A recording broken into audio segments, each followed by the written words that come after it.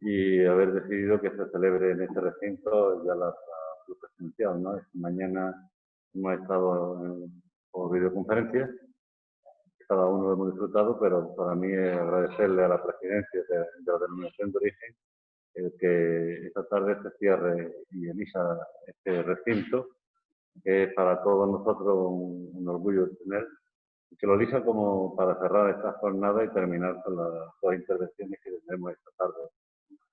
Por mi parte, decir que me siento satisfecho. Me siento satisfecho de poder terminar y dar por finalizada esta jornada después de las otras intervenciones, ¿no? Más en la otra intervención que tengamos aparte. Daros la bienvenida a tanto los que estamos aquí presencialmente como nos acaban de confirmar que también hay otra gente que nos siguen en online y nos seguirán con la videoconferencia.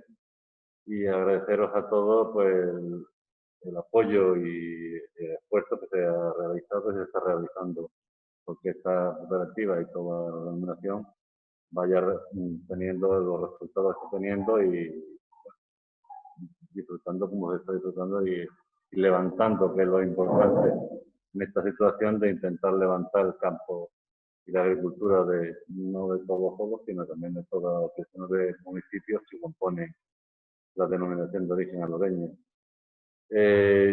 Yo tengo poco que decir, simplemente repetirme, ¿no? Agradecer a la denominación y a la presidenta en su momento que haya elegido Toló esta tarde para este evento y para esta finalización de la jornada y esperar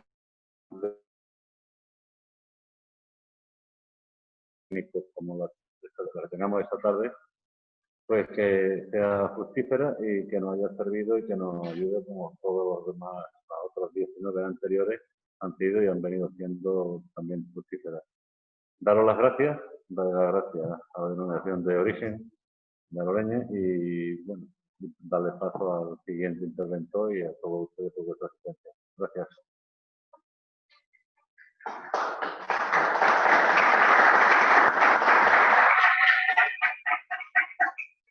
Bueno, ahora vamos a continuar con la jornada. La siguiente ponencia va a cargo de don Óscar Veloz González, que es ingeniero agrónomo, con diploma de estudio avanzado en el área de ingeniería agroforestal de la Universidad de Córdoba. Está vinculado a la Asociación Española y la Agricultura de Conservación y Suelos Vivos desde el año 2005.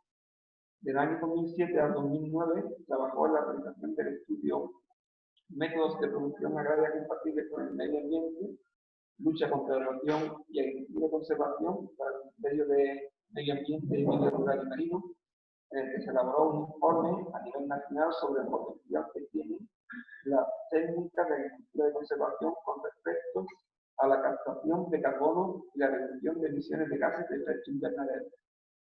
También ha sido componente del comité organizador de varios congresos y jornadas internacionales de agricultura de conservación celebrados en España.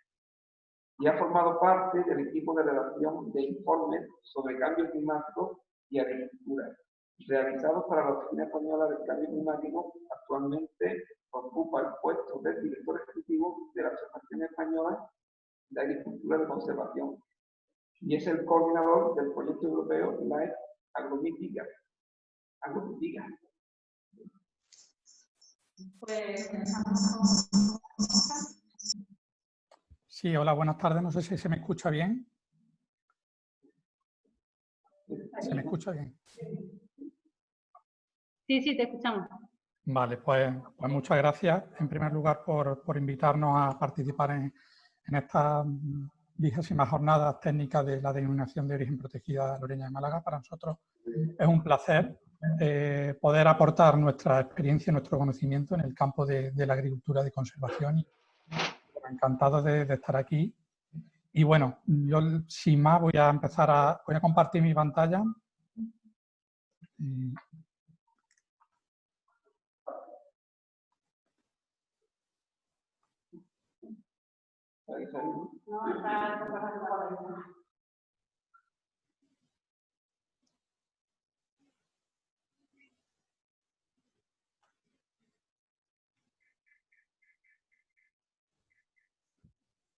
Se ve la presentación, ¿no? El modo...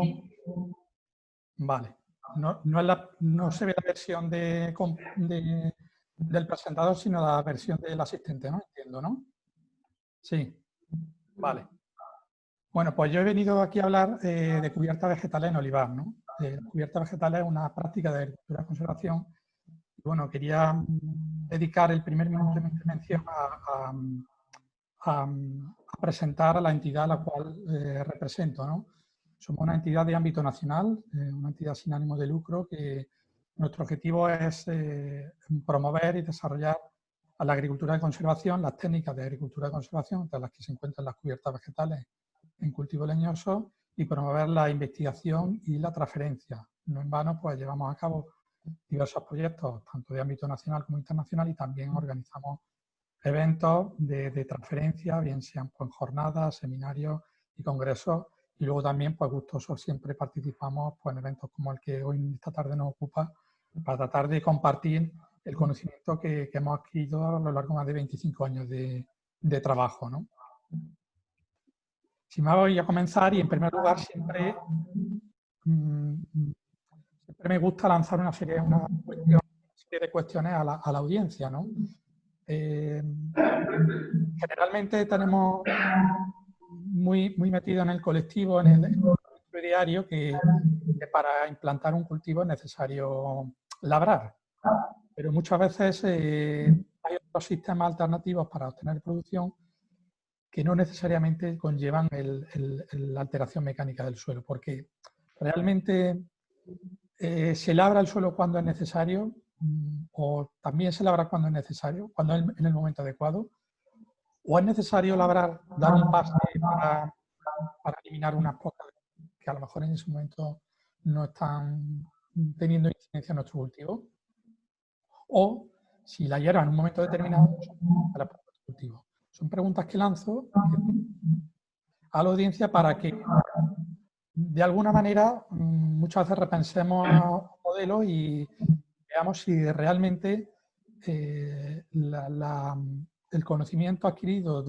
en base a la transferencia de nuestros padres y nuestros abuelos, pues muchas veces tenemos que cuestionarlo, no para hacer una enmienda a la totalidad, ni mucho menos, pero sí para que a través del conocimiento de la ciencia pues seamos capaces de adecuar nuestro sistema de manejo en base a los nuevos requerimientos que podamos tener vía PAC o en parte A, ¿por qué no?, beneficios que estén estudiados, de hecho, por el hecho de no llevar a cabo un laboreo, beneficios que nos conlleven no solo para el medio ambiente, sino para la rentabilidad de nuestros cultivos, ¿no? Lanzadas estas preguntas, pues lo que tengo que decir en este caso es, bueno, pues de lo que voy a hablar durante esta media hora, que, bueno, si me da tiempo, porque son muchas las cosas de las que me gustaría exponer y hay muchas cosas que me he dejado fuera también.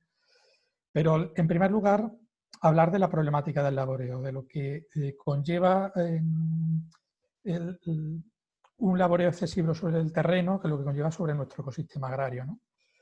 Después, para dar respuesta a esa problemática, hablaré de las cubiertas vegetales como una alternativa realista, viable y sostenible desde no solo el punto de vista medioambiental, sino también económico-social, y que son una alternativa, como digo, realista frente a esa práctica basada en el laboreo. Presentaré las cubiertas vegetales, a lo mejor muchos de los que me están escuchando y muchos de los que están en la sala ya lo saben, porque realmente Andalucía es una comunidad autónoma pionera en este tipo de práctica en España, para hablar de los aspectos fundamentales del manejo, teniendo claro que lo que yo voy a dar son unas directrices generales, ¿no? Luego cada situación pues, requiere de un estudio concreto, de una adaptación concreta a las condiciones climáticas y del cultivo y del suelo, que lógicamente no podemos en unas pocas líneas, en unas pocas palabras que yo diga, abordar toda la casuística que se dé. Luego hablaré de los tipos de cubiertas vegetales que han sido más estudiadas aquí en España y aquí en Andalucía. Para terminar, si me da tiempo, hablar de la situación de las cubiertas vegetales en Andalucía, situación tanto de extensión en superficie, la situación más concreta en el olivar, y luego ver desde la Junta de Andalucía qué es lo que se ha hecho para incentivar estas prácticas, que realmente las medidas que se han tomado, pues sí que han hecho que, como he dicho anteriormente, Andalucía sea la comunidad autónoma más potente en la implantación de cubiertas vegetales en olivar, sobre todo en olivar, ¿no? Bueno, pues empezamos con la problemática laboral. Yo creo que esta foto que aparece en esta diapositiva es lo suficientemente visual y muy exponente de la problemática que conlleva labrar como para saber que un sistema de manejo basado en la alteración mecánica del suelo a través de aperos que profundicen mucho, que volteen, etcétera, pues a la larga no es sostenible. No es sostenible. ¿Vale? Como presento en esta diapositiva, ¿qué es lo que ocurre? Que años y años labrando sobre el suelo con aperos muy potentes que llegan a grandes profundidades del suelo, en muchos casos volteando grandes profundidades, pues lo que nos lleva es a una alta degradación del suelo. Y no debemos olvidar que la erosión es el problema medioambiental más importante de España. Mucho se habla últimamente del cambio climático, pero realmente la erosión ha sido siempre el gran problema medioambiental de España. Somos el segundo país más montañoso de Europa, con grandes pendientes, un clima mediterráneo que se caracteriza por precipitaciones fuertes, muchas veces concentradas, y ¿qué ocurre? Que nos provocan altas tasas de erosión, sobre todo si el suelo está disgregado y no está protegido. La erosión se nos está llevando suelo. El suelo, cuando se escapa los horizontes más fértiles, que son los superficiales, los que tienen un mayor contenido de materia orgánica. Tener un mayor contenido de materia orgánica, que es el elemento clave de la fertilidad natural de los suelos, pues perdemos fertilidad. Y eso hace que también, que al tener menos sustrato, tenemos menos almacén para el agua que cae de la lluvia. Por tanto, menos agua para el cultivo. La escorrentía, además, al arrastrar los sedimentos y arrastrar todo lo que muchas veces los insumos que aplicamos sobre el suelo, pues arrastra todo ese material y estamos contaminando la agua. Esa agua van a verter muchas veces a embalses, a pantanos, etcétera, y que estamos contribuyendo con esa escorrentía importante a la contaminación de agua. Y, lógicamente, si estamos quitando sustrato, materia orgánica, en definitiva, riqueza en el suelo, también se ve de alguna manera afectada la biodiversidad.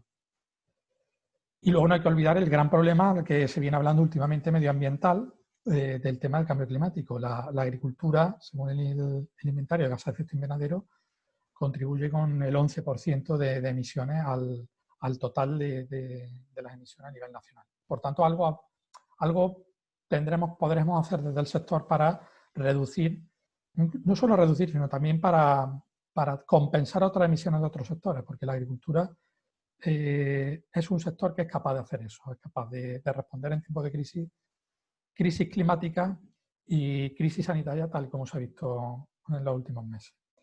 Todo eso conlleva una disminución de la rentabilidad de la explotación, porque si perdemos agua, perdemos suelo, perdemos fertilidad, al final eso se ve su repercusión en la producción y, por tanto, también estamos disminuyendo nuestros márgenes de beneficio.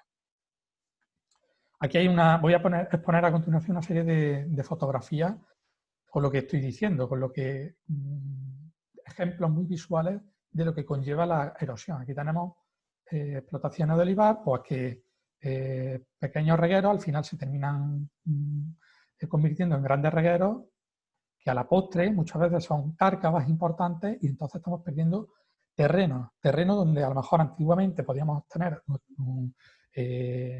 olivos implantados, pues ahora no los podemos tener, porque realmente estamos perdiendo el sustrato sobre el cual se desarrolla el cultivo, ¿no? Por no hablar tampoco del descalce, del problema de descalce de los olivos. Esto es un problema muy visual de que estamos perdiendo suelo. Muchas veces, y es verdad, que la erosión no es un fenómeno que se vea de una campaña tras otra, a no ser que veamos algunos regueros, algunas cárcavas. Pero realmente en terrenos que no sean tan abruptos, en terrenos llanos, generalmente no somos realmente conscientes del problema de la erosión. Pero cuando dejamos pasar algunos años, en olivos con una edad muy grande, pues sí vemos cómo se producen descalce y zonas donde antes había raíces, donde el olivo antes podía explorar horizontes del suelo para extraer agua y nutrientes, pues no los tiene, como vemos en la diapositiva, ¿no? Otro problema que tenemos es el tema de la compactación. Aquí vemos cómo la superficie labrada que hay encima del terreno pues está ocultando un problema que tenemos de manera subsuperficial, que es la compactación. La compactación subsuperficial lo que hace es que dificulta el desarrollo de las raíces y, por tanto, perdemos producción en nuestro cultivo. Por no hablar también de la formación de costras superficiales, que lo que hacen es impedir en muchas ocasiones que el agua que viene de lluvia pues se infiltre y escurra sobre el suelo y por tanto no se aproveche para el cultivo. Y por terminar con los problemas que conlleva la erosión, no solo los daños que provocamos en nuestra explotación, sino los daños que provocamos puertas fuera de nuestra explotación, como daños en infraestructura, como pueden ser las carreteras. Comenté en la anterior ocasión, en la anterior diapositiva, la pérdida de materia orgánica.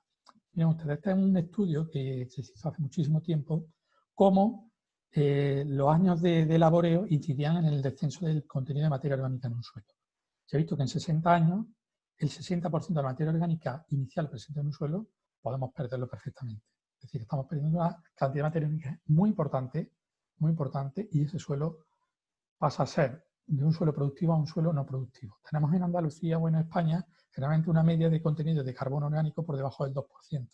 Es un contenido muy bajo que necesita siempre de aportes de fertilización para hacer que nuestros cultivos puedan salir adelante.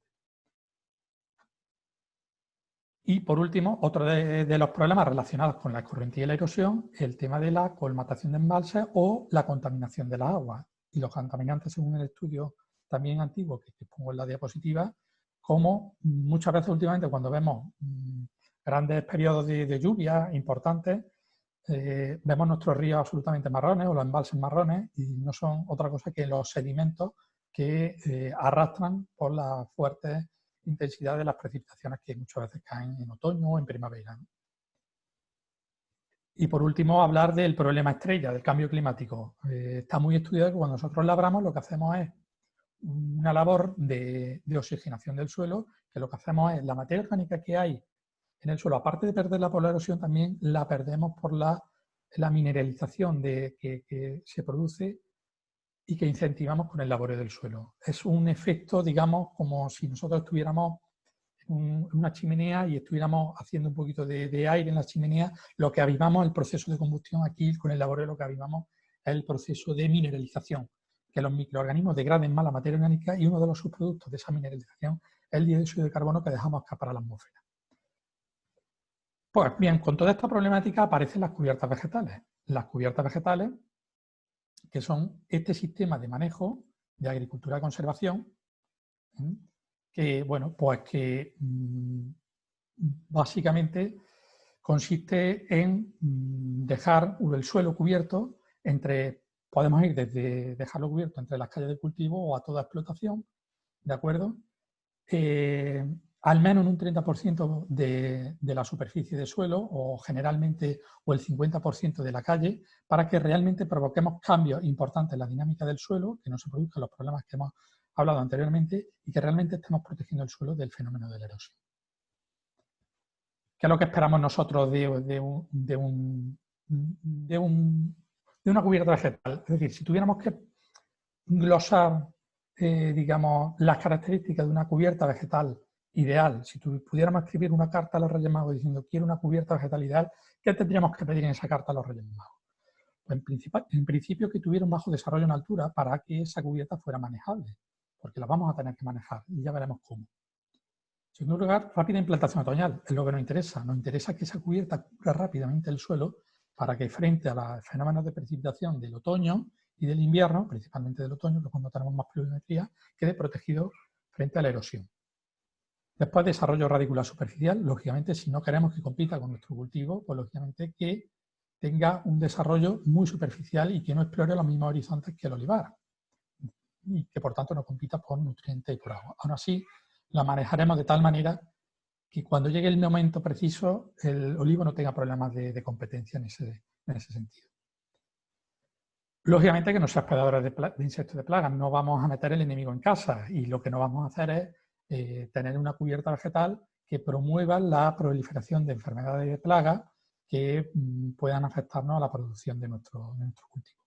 De baja combustibilidad por el tema de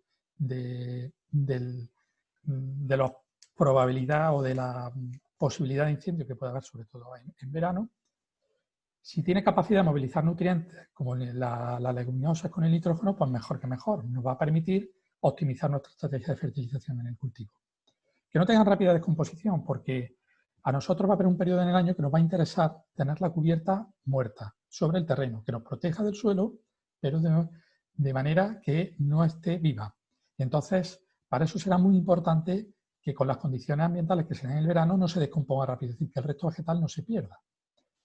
Y si fuera capaz de autosembrarse, pues muchísimo mejor, porque nos evitamos operaciones posteriores en futuras campañas una vez que tengamos implantada nuestra cubierta. Dicho esto, bueno, pues ¿cómo procedemos? Si cualquiera de ustedes quisiera, bueno, pues muy bien, a mí me gusta la idea, ahora lo que quiero es saber cómo puedo llevarla a cabo, cómo puedo implantar una cubierta vegetal en mi explotación, en mi olivar. Pues bueno, lo primero que tenemos que hacer es tener en cuenta dos factores. Para tener una buena cubierta vegetal tenemos que tener una buena implantación y sobre todo un buen control de la misma. Dos factores muy a tener en cuenta. Una buena implantación para que la cubierta realmente cumpla sus funciones de protección del suelo, aparte de otras funciones auxiliares que mejoran los servicios ecosistémicos, biodiversidad, fijación de nutrientes, que no me disminuya el agua para el cultivo, etc. Una buena implantación.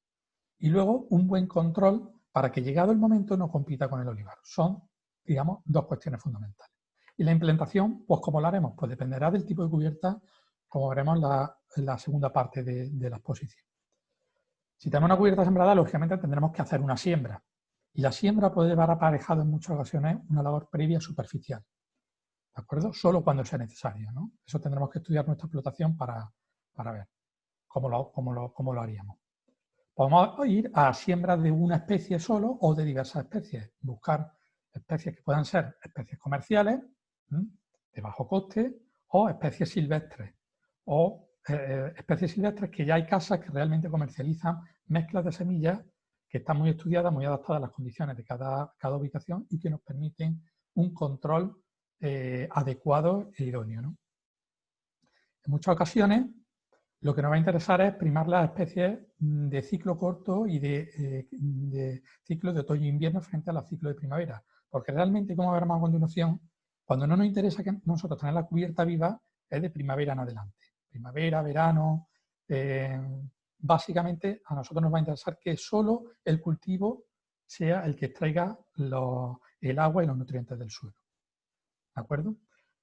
La siembra la podemos hacer de muchas maneras. La siembra se puede hacer o bien con sembradoras convencionales adaptadas o incluso para abaratar la operación con una siembra a voleo con abonadora centrífuga.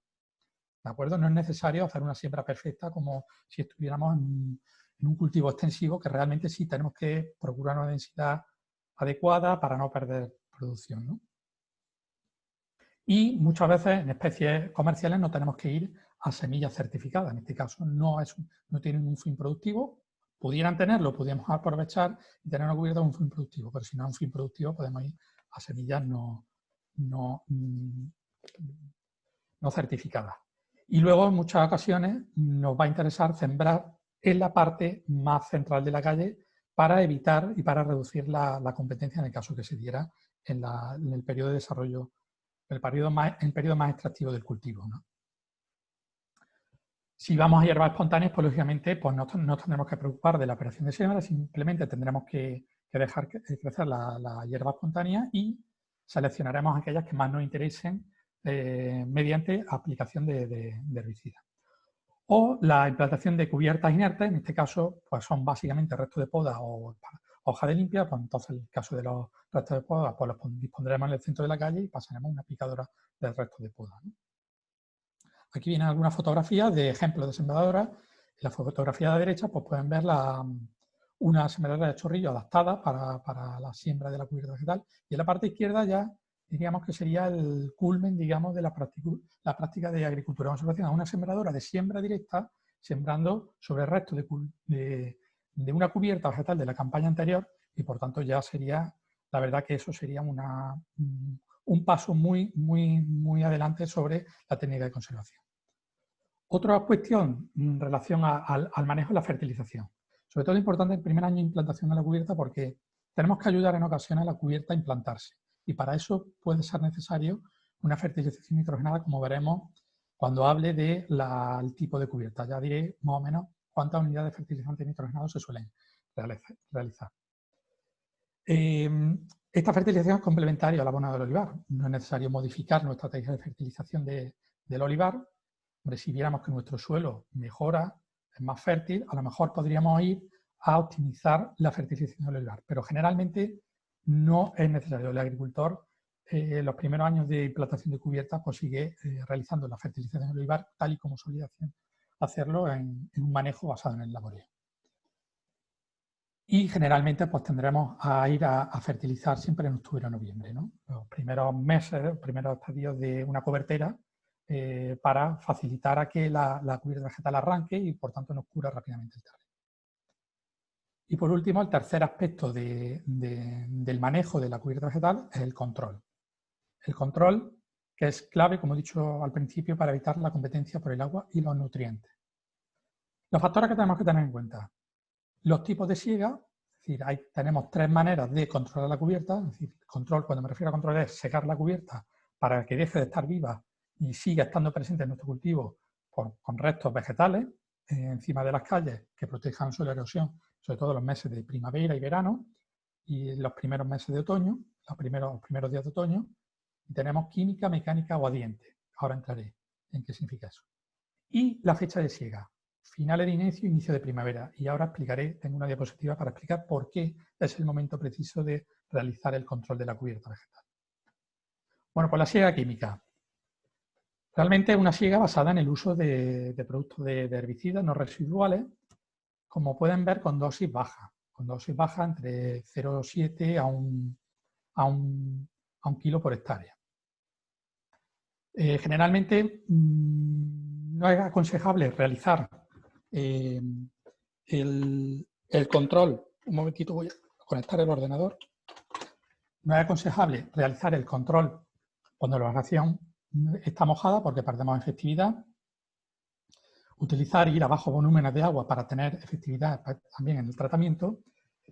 Y realmente si tenemos mala hierba de hoja ancha de difícil control, podemos optar por dos estrategias. Una, aumentar la dosis del herbicida no residual o realmente ir a una mezcla autorizada de herbicidas, en cuyo caso suele ser más recomendable que incrementar la dosis.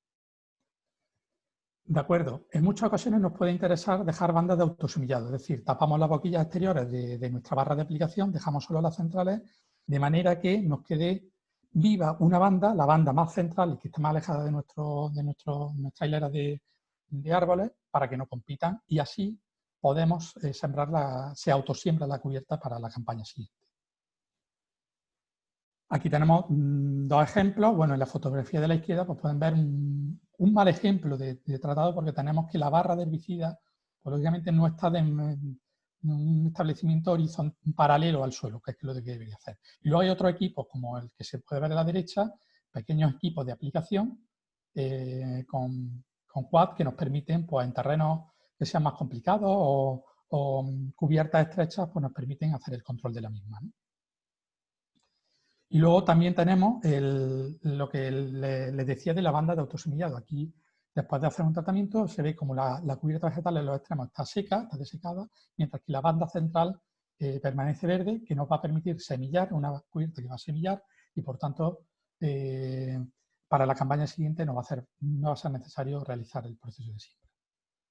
Luego también tenemos la siega mecánica, que es aconsejable para especies con bajo poder de rebrote.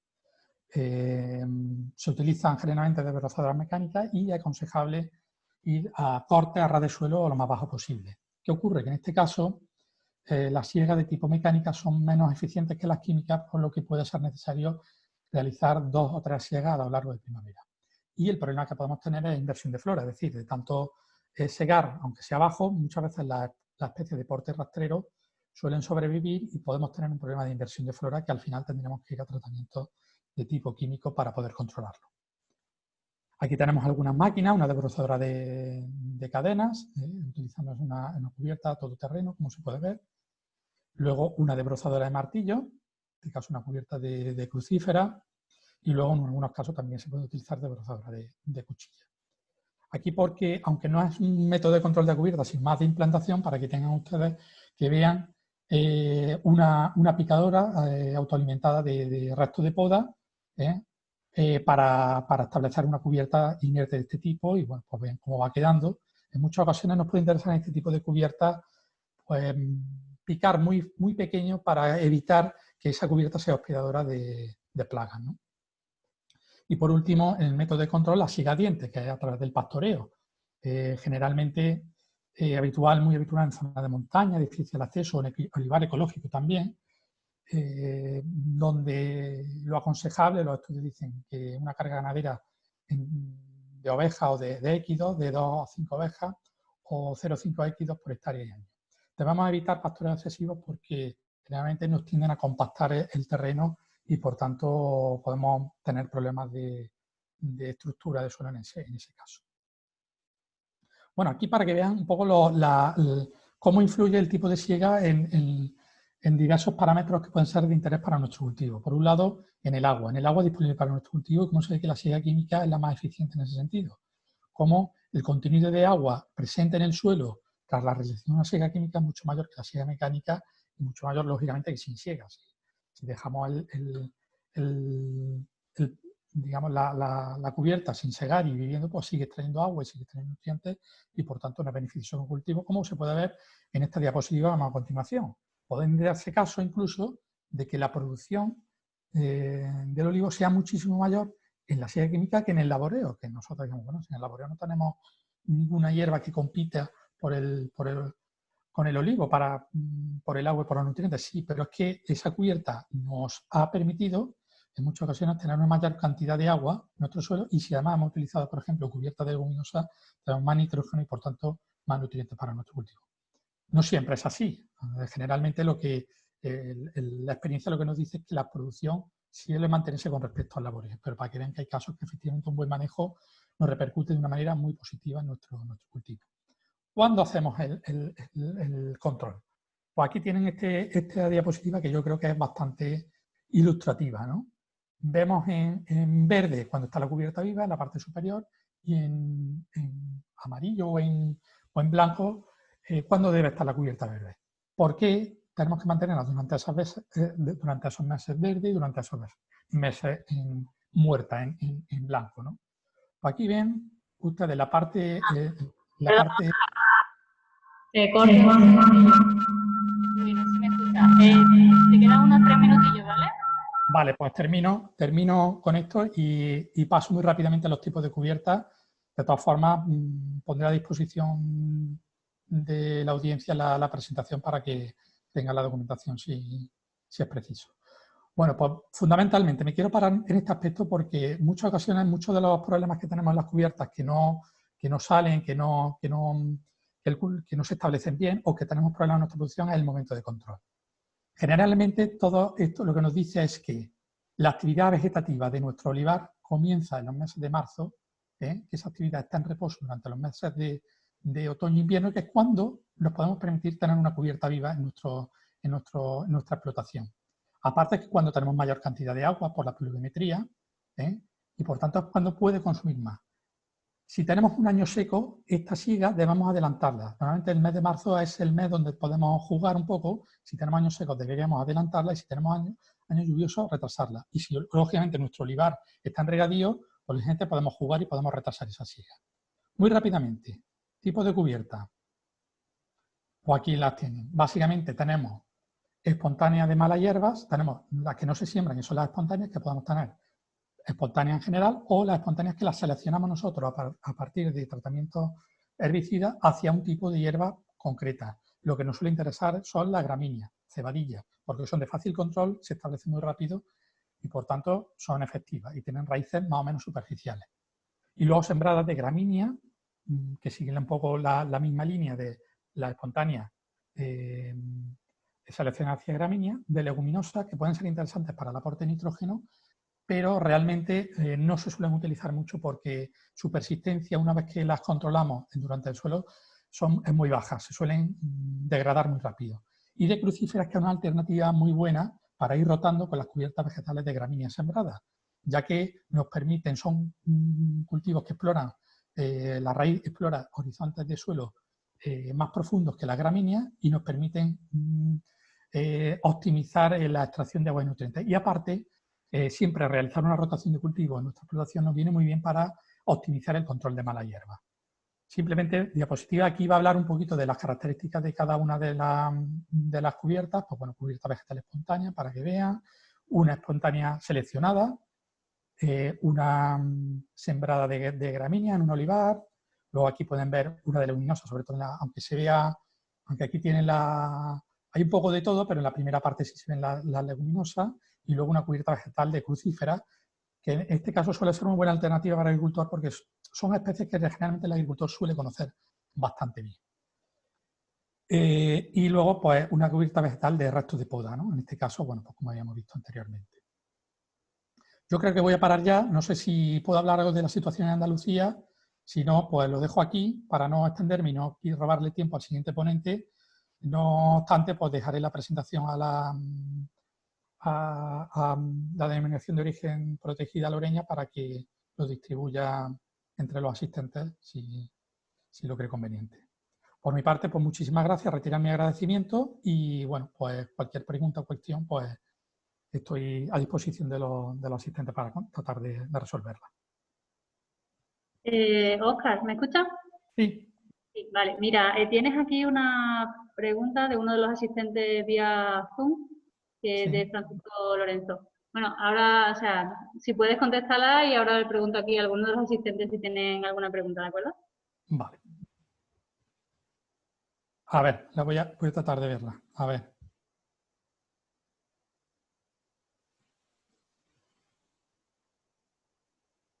Sí, aquí me hacen una pregunta que ¿podrías comentar qué tipo de cultivos son los que se están poniendo entre los olivos y que son rentables como un segundo producto en olivar? He oído de azafrán, cebada, lavandín.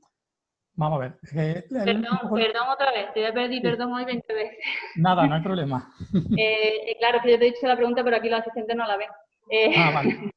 Vale, la pregunta que le hacen al ponente es que si podría comentar qué tipo de cultivos son los que se están poniendo entre los olivos y que son rentables como un segundo producto en el olivar, que ha oído hablar de azafrán, cebada y lavandín. Vale, ya sí, ¿no? Que habéis quedado un poco. Vale, gracias. De nada. Bueno, primero comentar que la mayor parte de las cubiertas vegetales que tenemos en Andalucía suelen ser cubiertas vegetales espontáneas seleccionadas. Es decir, es verdad que los casos donde se pone un segundo producto en olivar no es lo más habitual, por lo menos yo no lo he visto. Generalmente, si el agricultor pone algún producto, es, como comenta el que ha realizado la pregunta, sobre todo una cubierta de rápida implantación y que generalmente sea fácil de controlar y fácil de manejar y que conozca. Puede ser el ejemplo de la cebada, como comentaban. El tema de azafrán y lavandín realmente no lo conozco, no lo conozco. Yo, por la imagen que tengo de la aromática, puede ser, la verdad, que puede ser una alternativa. Lo que ocurre es que lo poco que entiendo de aromática sé que hay que labrar el suelo, que hay que mantener. Entonces, a lo mejor eso exigiría realizar en cada campaña labrar, aunque lo desconozco. O sea, que estoy hablando un poco con desconocimiento de este tema. La cebada, por ejemplo, que sí nos puede permitir, aparte de ser un producto que le saquemos un rendimiento agronómico, dejar esa banda de autosemillado y que, por tanto, podamos ahorrar en costes para las siguientes campañas. El tema de azafrán y lavandín, pues habría que hacer, pues supongo que un estudio de costes y ver si realmente tener que hacer la implantación o si fuera necesario realizar la implantación durante todas las campañas, pues fuera con el precio de venta y tal, pues fuera rentable. Pero lo desconozco, no lo sé.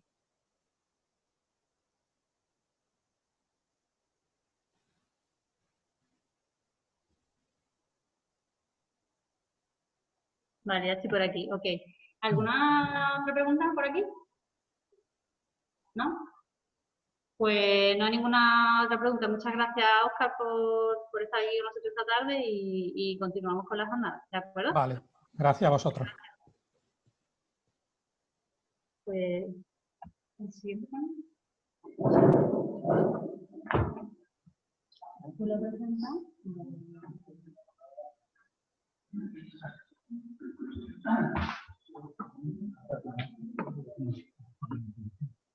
Vale, no pasa nada. Yo voy moviendo el ordenador. No, yo le paso. Paso adelante. Mientras Emilio se sitúa, o hago yo la presentación, Emilio García es licenciado en Biología. Desde el año 85 desarrolla su trabajo como técnico en el Departamento de Sanidad Vegetal y Certificados Anteriores de la Delegación Territorial de Málaga, de la Consejería de Agricultura, Ganadería, Pesca y Desarrollo Sostenible, y es el responsable en esta delegación territorial de la línea de producción y control integrado, así como de la red de alerta e información fitosanitaria. Además, durante 5 años coordinó el grupo de trabajo de fitosanidad del olivar del Ministerio de Agricultura, Pesca y Alimentación. Muchas gracias. Si no importa, a mí me va a permitir que me ponga moderado adelante. Y creo que va a ser. Veo la pantalla y sí veo un poco el nivel que...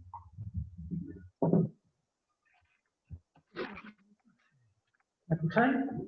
Sí, ¿no? No, déjalo ahí, déjalo ahí. Perdón, no te preocupes, no te preocupes. Bueno, en primer lugar, agradecerle a la Delegación de Origen Loreña que la oportunidad de estar aquí con vosotros y a vosotros porque las circunstancias no son fáciles para muchos, muy poco fáciles en medio de julio hasta ahora y en las circunstancias en las que estamos ya casi esto es heroico, ¿no? Pero creo que el tema es suficientemente interesante y creo que el sector necesita de cosas como esta, sobre todo el sector de la zona del Guadalhorce Alto, que últimamente pues estamos, entre comillas, de moda, porque la aceituna loreña tiene una repercusión importante gracias a la gastronomía, a las actuaciones que se están haciendo de algunos sectores de la administración, incluso la misma promoción que está haciendo el Consejo Urbano, ¿no? Está viendo que la aceituna loreña pues cada vez invade más los mercados gourmet con un atractivo especial de recursos. El problema que tiene la aceituna loreña, antes de entrar en el problema de la mosca, es la estructura del cultivo. Es un cultivo que tiene la virtud que está muy confinado y tiene pocas alternativas en cuanto a competencias de otra variedad, pero al estar tan confinado en una zona tan reducida, poco más de 7.000 hectáreas, no ha llegado a 8.000 hectáreas de aceituna loreña, de las 11.000 que hay en el Guadalhorce, pues hace que sea muy difícil su desarrollo técnico, porque nadie apoya, también muy pocos sectores apoyan a la aceituna loreña una repercusión económica tan reducida, ¿vale? Dentro de eso hay que, como he dicho antes, dentro de la particularidad que tiene la aceituna loreña, la singularidad, es la primera aceituna que se coge en España. Y al ser la primera aceituna que se coge en España por las características agroambientales, lógicamente son también la primera tipo de aceituna, el primer tipo de olivar que se ve afectado por determinadas plagas que la afectan. Luego, los problemas fitosanitarios de mosca, que probablemente sea el principal problema que tenga la aceituna loreña, donde se da por primera vez en España, en cada campaña, entre los sitios más destacados, es precisamente el tema de la. Entonces, pues creo que es interesante hacer estas aportaciones, pero hacer un pequeño inciso, y es que nosotros durante muchos años estuvimos trabajando aquí, seguimos trabajando, no a la misma escala, tenemos un conocimiento preciso de cómo se comporta la mosca en el Valle del Guadalhorce, pero se están incorporando nuevas tecnologías de conocimiento de la mosca y de control de la mosca que necesitan ser contempladas aquí si queremos que esto salga para adelante. Es decir, si un cultivo como el olivar aloreño, de difícil tecnificación y cambio estructural, pues hay que mejorarlo con esos apoyos técnicos. Esos apoyos técnicos tienen que salir de propuestas de los agricultores que son al final los interesados, en los que pues bueno, se le aporte todo aquello que necesitan para ahorrar esos costes que lo hagan competitivos en relación a otros olivares intensivos y superiores. Yo voy a hablar de la mosca del olivo, creo que es de sobra conocida. En el momento debéis recordar que aquí se hacían campañas de tratamiento aéreo, porque quizás la manera más fácil de controlar la mosca del olivo es trabajando sobre superficies amplias y continuas. Ahora veremos por qué. Los tiempos han cambiado y los tratamientos aéreos han pasado, si no han sido relegados totalmente, sí tienen serias dificultades para su ejecución y tienen una contestación social clara que no podemos darle la espalda, no le podemos dar la espalda, tenemos que ser conscientes de que la sociedad quiere que se produzca una agricultura con otro concepto. Y yo creo que la aceituna algodoña está integrada en ese concepto y puede ir a más en ese concepto. Lo que pasa es que hay que mejorar la situación. Yo, aparte de todo esto de Correa, vamos a un repaso rápido, porque sé que María José está conectada de Damocles, me he dado cuenta que es una chica de carácter con el tiempo, y voy a hacer un repaso rápido para situarnos en lo que es la mosca del olivo y luego ver en qué situación está aquí en la comarca del Guadalhorce, que no solo vamos a hablar del Guadalhorce alto, entre comillas, sino también del Guadalhorce. Sí, yo paso. Eso. Bien, aquí tenéis lo que es una... Se ve bien, ¿no? Lo que sería la caracterización de la plaga a nivel general. La mosca del olivo posiblemente, excepto condiciones más puntuales en otros sitios, es la plaga más importante para el olivar a nivel mundial. En Estados Unidos, la gran zona de producción de Estados Unidos llegó tarde, llegó ahora aproximadamente unos 20 años, y se ha constituido, como son condiciones mediterráneas, se ha constituido en la plaga principal, tanto en afección a cantidad como a calidad. ¿Se escucha? Sí. Perdón. Sí, vale. Con repercusión tanto en calidad como en cantidad. Lo que ocurre, como veis, que a pesar de tener una incidencia elevada, antes me he referido a las particularidades de cada zona. El olivar no es un cultivo de relevancia a nivel mundial, es decir, este es uno de los grandes problemas que tenemos, que luego veremos su repercusión sobre los controles fitosanitarios. Y al no ser un cultivo con repercusión mundial, no podemos hablar de circunstancias generales a nivel mundial. Pero sí tiene la particularidad que se está produciendo, cultivando en zonas muy similares, que es el arco mediterráneo, fundamentalmente. Algo en Sudamérica, algo en Norteamérica, pero fundamentalmente el arco mediterráneo. Lo que ocurre es que el arco mediterráneo es un punto geográfico muy singular, en el que confluyen muchos factores: influencia marítima, influencia continental, cambio de altitud, y un ejemplo, un paradigma de eso es la provincia de Málaga, que luego veremos. Entonces, la incidencia, a pesar de ser elevada, el comportamiento de la mosca en cada uno de los sitios tiene su particular singularidad. Por eso es tan importante saber cómo se comporta la mosca en cada uno de los sitios de manera precisa, para dar respuesta a ella, porque no en todos sitios, y ahora lo veremos, se comporta de igual manera. La mosca, como todas las plagas de los cultivos tradicionales, los cultivos es uno de los cultivos con más trayectoria en la agronomía de la humanidad, pues resulta que se conoce desde antiguo. Y como se conoce desde antiguo, sus conocimientos han tardado mucho en evolucionar. Es decir, todo el mundo acude a los nuevos proyectos, a las nuevas incidencias, a las nuevas apariciones de plagas, y la mosca del olivo pues tardó muchísimo en relación a otros cultivos en conocer detalles, aspectos e incluso condiciones o medios de control. Pero poco a poco se ha ido mejorando en ello. A nivel mundial, ahí estoy viendo la distribución de la mosca, fundamentalmente el arco mediterráneo, se ha extendido fundamentalmente por implicaciones de transporte y de nuevas áreas de cultivo a otras zonas. Ahí lo estáis viendo, en Estados Unidos y en América Central sí está, ha llegado a Sudáfrica, todo lo que es la costa del Mar Rojo, pero fundamentalmente el arco mediterráneo, que es el lugar de origen de la mosca. La mosca es un díptero, la mosca del olivo es un díptero, la mosquita de la misma familia que la mosquita de la fruta, que afecta a melocotón, a naranja, etc., ¿no? A frutal de hueso, de fruta, es un tefrutífero. Son muchísimas especies que casi todas tienen repercusiones sobre el cultivo. Una particularidad de la mosca del olivo es que es, digamos, muy exigente y solo ataca al olivo. Hay otras especies, el albur, etcétera, que circunstancialmente las puede tocar. Pero exclusivamente ataca al olivo. Lo que pasa es que luego el adulto se alimenta de otras cosas que veremos.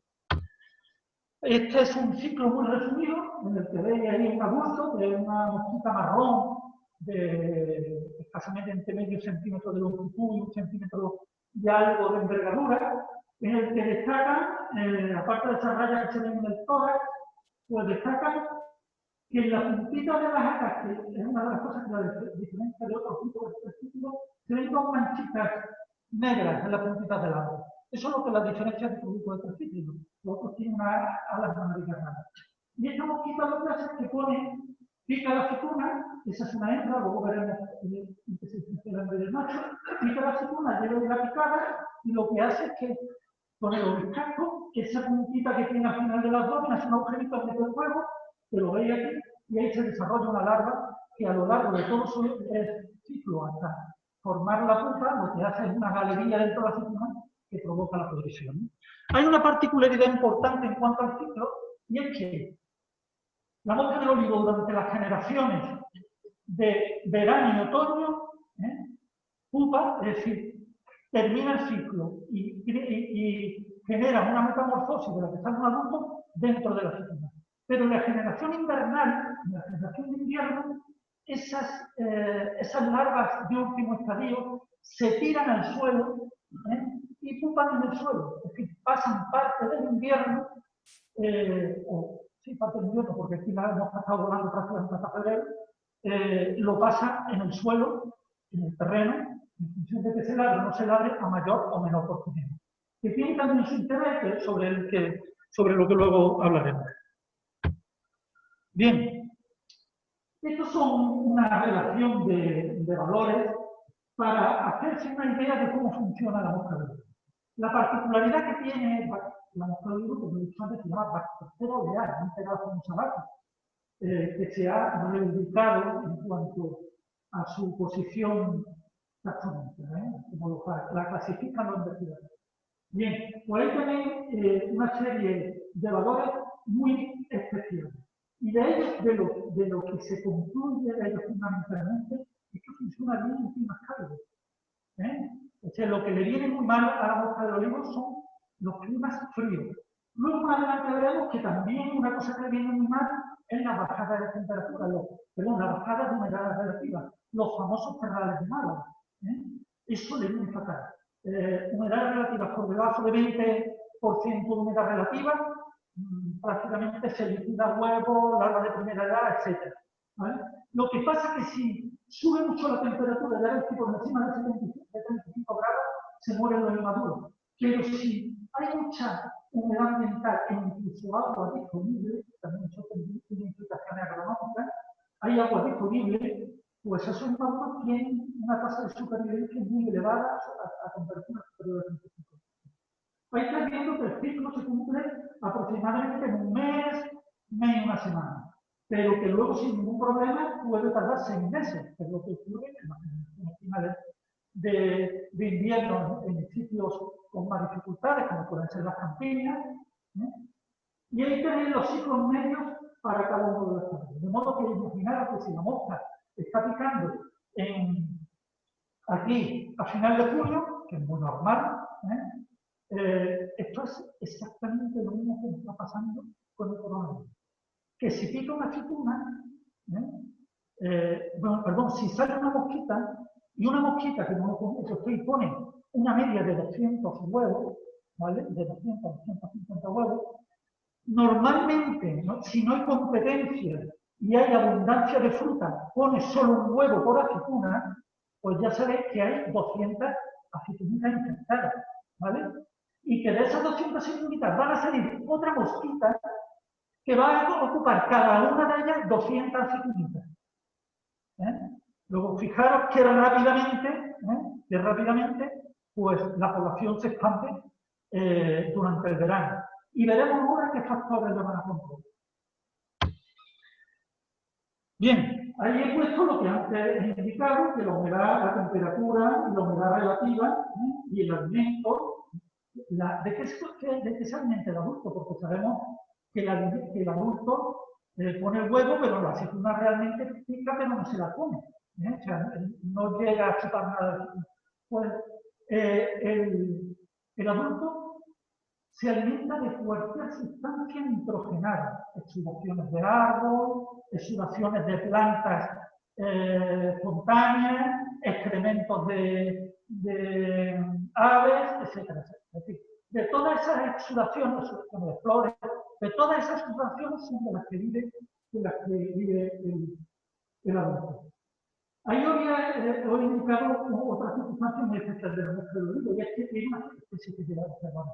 Prácticamente el olivo es el único huésped de la mosca, ¿vale? Los requerimientos nutricionales a los que no habíamos referido antes.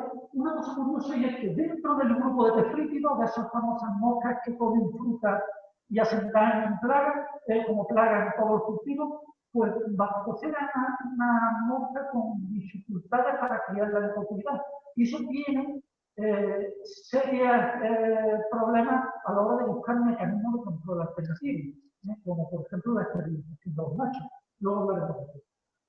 Y transmite una serie de enfermedades, es decir, se ha demostrado que el adulto en el oviposcasto va a contaminar, en el oviposcasto y en el tracto digestivo lleva Pseudomonas abastoni, que es la que provoca la derrota del olivo. Luego, ya vemos que hay una simbiosis con Pseudomonas y que puede, a través de la herida, pues contaminar eso.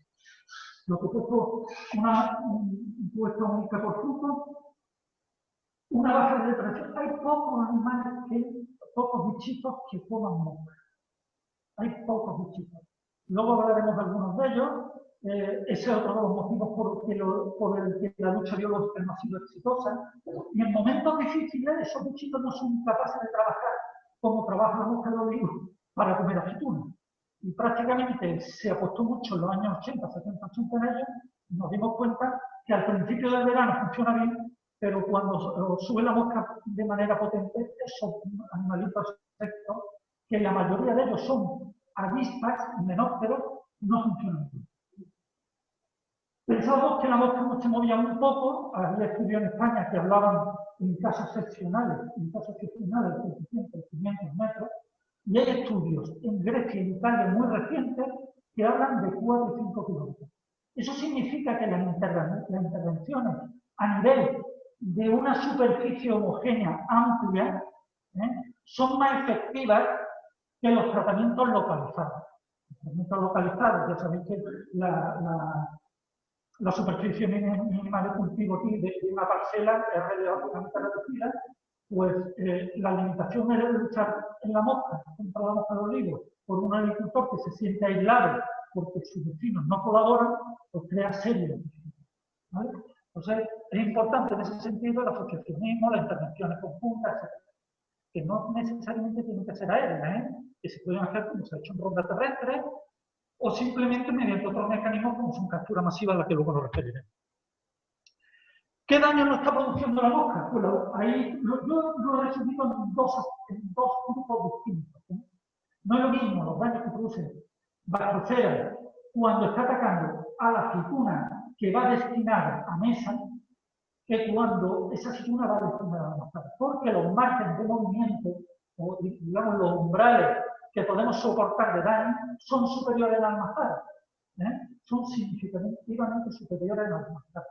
Porque en la aceituna de mesa hay un valor adicional que es el estético, ¿vale? Entonces, ya la preselección se produce en la propia cooperativa o en la propia compra, y al aparecer tanto picadas de mosca como escudetes, sobre el que luego hablaremos, botanas, escudetes, sabéis lo que es, lógicamente. Bien, la manchita redonda que está donde está la mosca. Luego hablaremos con superficie. Efectivamente, pues ahí es donde está el cuidado. Eso daño, aparte de la caída en los frutos precoces, que ya lo he comentado, en mosca, y veremos en la práctica, produce ataque al final de julio de aquí. Aquí ya produce ataque. Ese frutito se cae. Pues lo mismo sucede en la generación del otoño. Que pérdida de frutos, pérdida de peso, porque las larvas están comiendo fruta por dentro, están comiendo, perdón, aceituna por dentro, y luego, por supuesto, implementa la recolección porque hay una parte importante que se cae en el suelo. Importante que se puede hacer, aparte del deterioro de los aceitunas. Aquí algunas fotografías en las que podéis ver, pues simplemente, bueno, para, digamos, enriquecerlos con imágenes, el adulto, en el caso de la izquierda veis una hembrita que con el oviscapto digamos, ese pequeño tubito que tiene al final el abdomen que pone el huevo, pues está picando las aceitunas, en este caso creo que es una picual, ¿no? Son picuales. Esa que parece que está domesticada de un amigo nuestro, pero vamos, al vegetal en frío y salir de la aceituna, pues no vuela. Y allí veis los daños en una aceituna. Pero abundando en daños, esto ya estáis más acostumbrados a verlo. Estos son los daños que provocan en la fruta. Ahí tenéis una aceituna que está morada y lo que se ve es el agujero de salida de la mosca. Esa mosca ha estado en un ciclo de otoño y ha pupado dentro de la aceituna y ha salido a volar a la aceituna. Ahí a la izquierda tenéis dos aceitunas ya con signos de juguete, ¿vale? Signos de juguete. Y la otra aceituna veis a lo que nos referimos, de lo que puede ser pérdida de eso, calidad del aceite de esa aceituna, etcétera, etcétera. Bien, ¿y cuál es la situación de la plaga en España? Porque hemos hablado de que afecta a todas las zonas productoras de olivo y en España prácticamente se ratifica lo que tenemos a nivel mundial, que es una plaga importante, que afecta a todas las zonas, que las variedades importantes son muy sensibles, especialmente sensibles son las tipo manzanilla, tipo bordar, etc. Que el modelo es reiterativo, en todos los sitios se sigue prácticamente el mismo modelo, comprimido en el tiempo o alargado en el tiempo. Y aquí es donde más se alarga el tiempo. Aquí es donde comienza antes la mosca y más tarde se va la mosca. ¿Vale? Que la climatología es un elemento clave, estamos en el paraíso del olivo.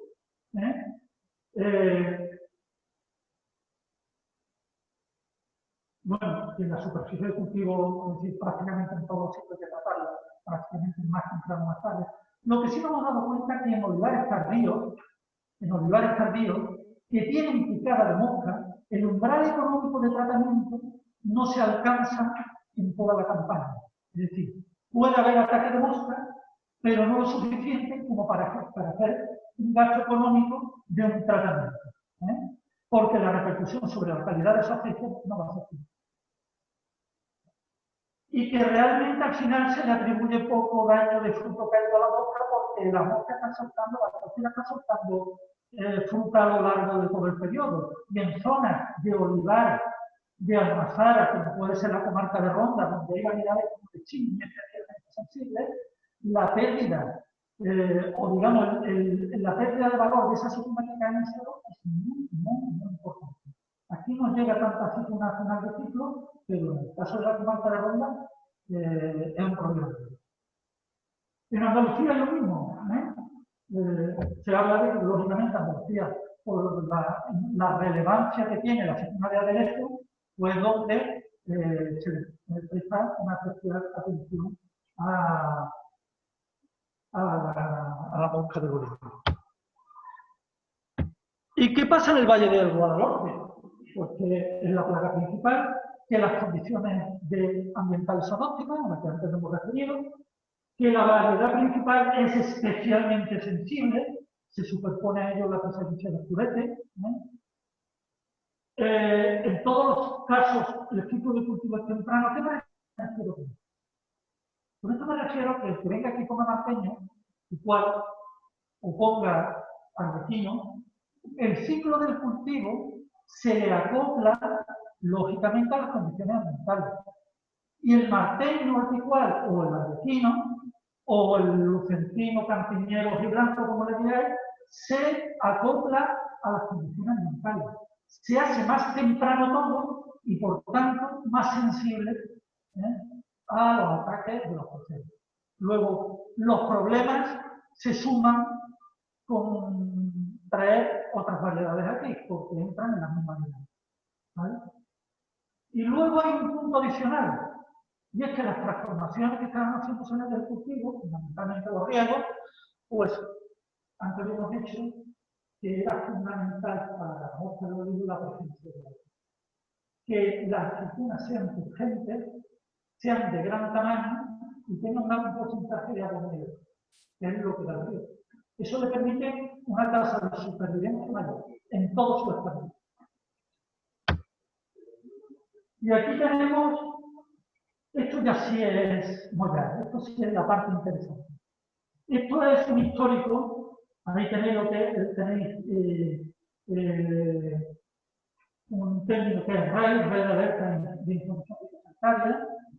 Eso es, digamos, una estructura de seguimiento de plagas y enfermedades que creó hace ya algunos años la Consejería de Agricultura y que la pone a disposición de los agricultores con seguimiento en toda Andalucía, en muchos cultivos, en sus plagas principales, para que los agricultores tengan a su disposición una herramienta para la gestión integrada de plagas que es obligado a cumplir.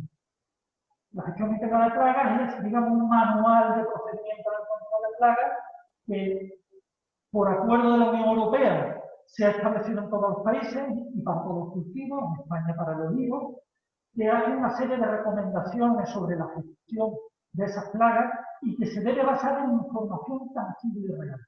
Bien, pues eso está disponible para todos los agricultores y técnicos en la página web de la Consejería, en Agricultura, Sanidad Vegetal, RAI.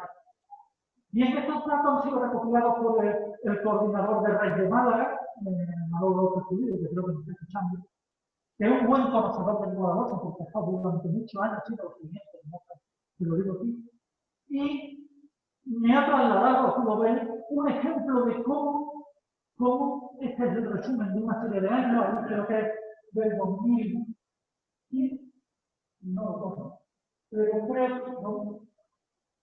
creo que desde el 2006 al 2013, o 2012, son 6 o 7 años. Creo que es interesantísima. Ponemos Guadalhorce Occidental porque biológicamente separamos el Guadalhorce en dos partes, para ver cómo funciona la zona. El Guadalhorce Occidental, por resumirlo, es el Guadalhorce. Pizarra, Turín, Alaurín el Grande, la parte baja de Álora, Cártama, ese es el Guadalhorce Occidental. Y el Guadalhorce Oriental, el Guadalhorce Occidental es este. El Guadalhorce Occidental es Guaro, Tolós, Bucera, Lozaina, Carfaragonela, ¿vale? Y ahí tenéis la imagen de 3 curvas.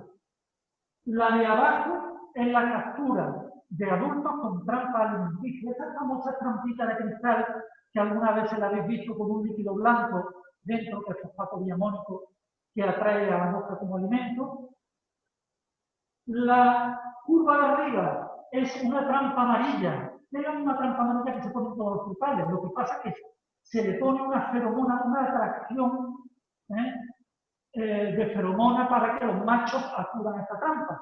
Como la proporción de la población se ha demostrado en los últimos estudios que es 1 a 1, por captura de machos puede saber cómo puede andar la población de hembras. Y además, si están activas o no, porque los machos, si ya están sensibles a las feromonas, se puede activar. Y abajo en la columna, fijaros en la picada. Ahí podéis ver que ya para el 23 de junio hay una picada. Para el 23 de junio, con un vuelo de casi 5 adultos por trampa de cristal y 10 adultos caídos, 10 machos caídos en placas cronotrópicas, ya tenéis picada. Lo que pasa es que esa picada no evoluciona mucho por las condiciones ambientales, que luego las veremos. Pero fijaros cómo de manera continuada a lo largo de todo el verano, hay un 5% de picada. Un 5% de picada supera los umbrales parasituras de aderezo, significativamente. Eso es un problema, porque parte de esas aceitunas ya están en suelo. Es decir, cuando pasen 15 o 20 días, la aceituna del día 23 se ha caído. Se ha caído. Y lo que veis es nueva aceituna. ¿Okay? Entonces, nosotros aquí se trataban los olivares, pues, para esa fecha, el 1 de julio. Todo dependía de las condiciones ambientales. Si las condiciones ambientales venían con vientos secos, con terral, podía detener todo eso. Y fijaros que la actividad se dispara en el momento que llega el otoño, porque se van acumulando salida y salida. Hay muchísimas... por eso dije que los parásitos no funcionaban bien cuando llegaba el otoño, que funcionaban bien en la primera parte del año, pues ahí lo estamos viendo. Y luego otra cosa significativa es que cuando la humedad es alta, comienza la rociada, la trampa alimenticia cromotrópica que es a base de, perdón, la trampa alimenticia, la de cristalito, con fosfato diamónico, fijaros que deja de capturar, porque no es capaz de difundir. Si captura la trampa de feromonas, porque hay una actividad sexual impresionante. Y la mosca se está reproduciendo y saliendo masivamente. Y se dispara la picada hasta niveles de un 25%. Eso es antieconómico totalmente. O sea, que le entregamos el 25% de la receta a la mosca de oro. ¿Qué sucede en el Guadalhorce oriental? Ahora sí, esa parte baja. Pues prácticamente lo mismo. Lo que pasa es que la influencia de las cerradas es bastante más importante. Y al ser bastante más importante, la repercusión de la mosca, fijaros cómo baja. ¿La veis? Pero umbral es todas las capturas y todo está más bajo porque hay mucha menos actividad. La mortalidad es mucho más alta. Lo que se está produciendo en junio, que estáis viendo en junio, es que ahí está llegando la mosca de la salida de final de primavera, principio de verano, y campa su ancha. Pero en el momento que aprietan esos terrarios, que estamos viendo, ahí la mortalidad puede llegar a ser el 70%. Frena totalmente el desarrollo. Aunque luego la picada se va como un 20%. Fijaros lo que sucede en Málaga. Ahí tenéis las dos gráficas de lo que sucede en Málaga. Y esa gráfica de la derecha tenéis la media de la provincia de Málaga, que incluye Ronda y La Sartía, que son dos lugares con muchísimos problemas también. Fijaros cómo se viene la gráfica abajo por la influencia continental, por esos calores de verano que no permiten el desarrollo de la mosca en los olivares del interior. Entonces la media provincial se viene abajo. Pero para el mismo periodo, mientras la media de Málaga en un año excepcional llega al 5%, en el Guadalhorce estamos funcionando con un 20 o un 25%. ¿Y cómo controlamos a la mosca? Bueno, lo que aquí tenéis a continuación es... ¿Qué pasa? Lo que aquí tenéis a continuación es cómo tenemos que valorar la situación de los gatos. ¿Cómo tenemos que ver si tenemos mosca o no? Porque el tratamiento vale dinero y lo que se pretende aquí son dos cosas fundamentalmente. Primero, que el producto que obtenemos, la vacuna, vaya con un número de residuos, lógicamente, y que cuando tratemos, por tanto, tratamos porque se confluyen una serie de condiciones, que es que los daños superan al coste del tratamiento y que es necesario para controlar la población. ¿Vale? En resumidas cuentas, nosotros lo que hay en la guía de gestión de integrada de plagas, que muchas veces yo creo que para determinadas estructuras de propiedad no es muy operativo, pero que yo os recomiendo que lo hagáis de vez en cuando, porque verdaderamente vais a percibir el problema si lo tenéis, ¿no?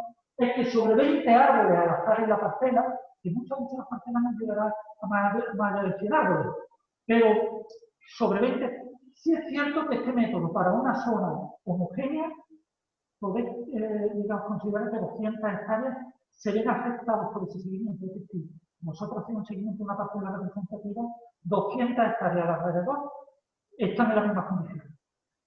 20 árboles, en el olivar de mesa 50 frutos por árbol. ¿Sabéis por qué 50 frutos por árbol? Porque el riesgo es tan elevado, perdemos tanto, los daños son tanta consideración que debemos estar atentos a descubrir la primera picada. Porque una vez pica, ya comienzan los problemas. ¿Vale? Por eso insistimos que en el olivar de aderezo hay que buscar la mosca de manera intensa. El nuestro debe ser intenso. Entonces se recomiendan 50 frutos por árbol. Fijaros que en el olivar vamos a estar con 10 frutos por árbol. Con mirar 200 frutos en la parcelita, no corremos ningún riesgo. ¿Vale?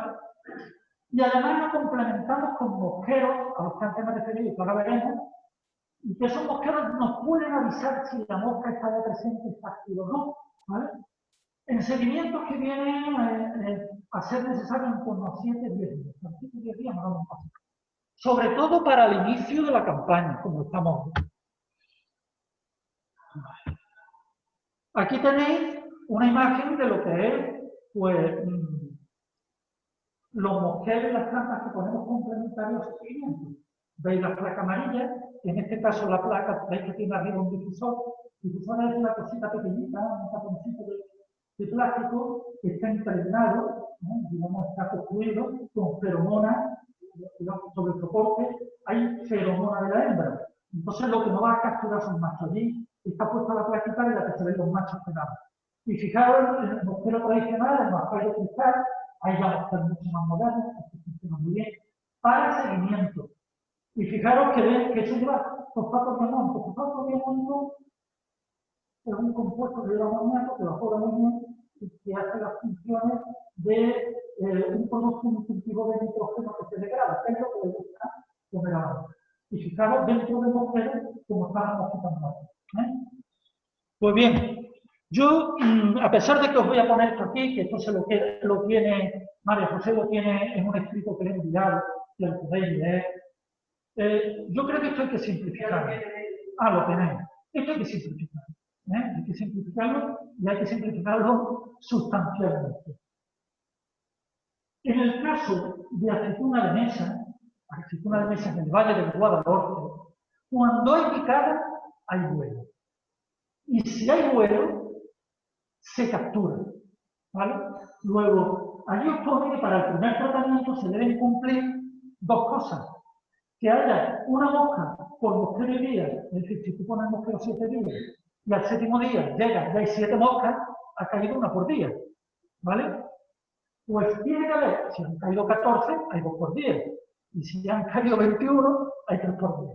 Bien, pues en el mosquero de cristal, si ha caído un adulto por día y hay una aceituna picada, que se puede tratar.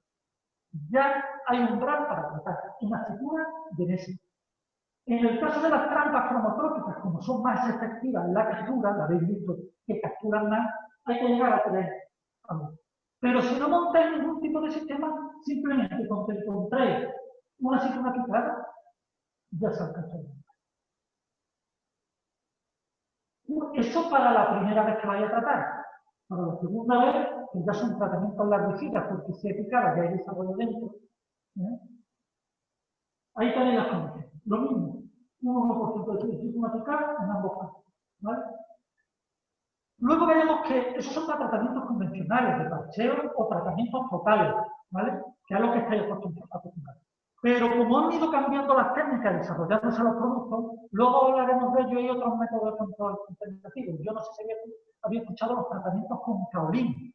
Los tratamientos con kaolín era lo mismo que hacíamos antes cuando diluíamos cal en agua y tratábamos los olivos con cal. Lo que pasa es que eso es un producto ya perfeccionado industrialmente, contrastado y experimentado y registrado en el Ministerio. Esos son tratamientos repelentes y hay que actuar muy pronto. Al olivo, hay determinadas variedades de olivos que los tratamientos le vienen muy bien. Los olivos no los conozco yo muy bien, pero en general sus tratamientos son buenos para casi todo. En el caso de cochinillas, que aquí era otro problema grave, yo me estoy apoyando, no estoy a poner la mesa ya. En el caso de cochinillas, de la tierra, que aquí simplemente no por grave, los tratamientos con cal no. Bien, pues ese es los tratamientos repelentes de la aceituna picada. También ha aparecido otro nuevo modelo de control que utilizando hongos patógenos de la mosca. Lo que se hace es que se trata el olivo, pero cuando hay mosca, pero se trata el olivo con una disolución, digamos, entre comillas, de hongo. ¿Vale? Pues lo mismo, la primera picada. Y en el caso de la aceituna de almazara, las condiciones cambian un poco, porque los riesgos son menores.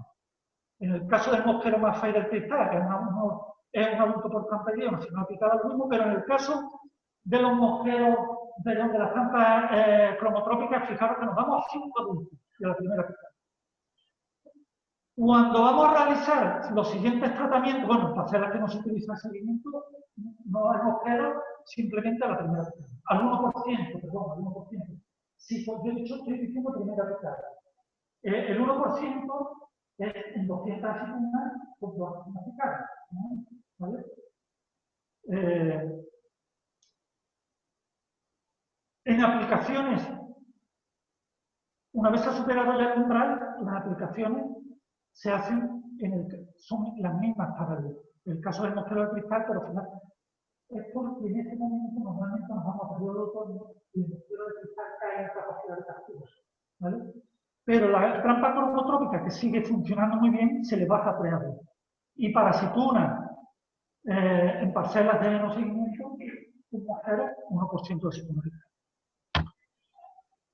Por último, bueno, los tratamientos reiterativos, ahí tenéis que hay que llegar ya en el caso de la manzana a un 5% de picada nueva, es decir, esa aceituna picada hay que contabilizarla y sobre esa hay que añadir nuevas picadas.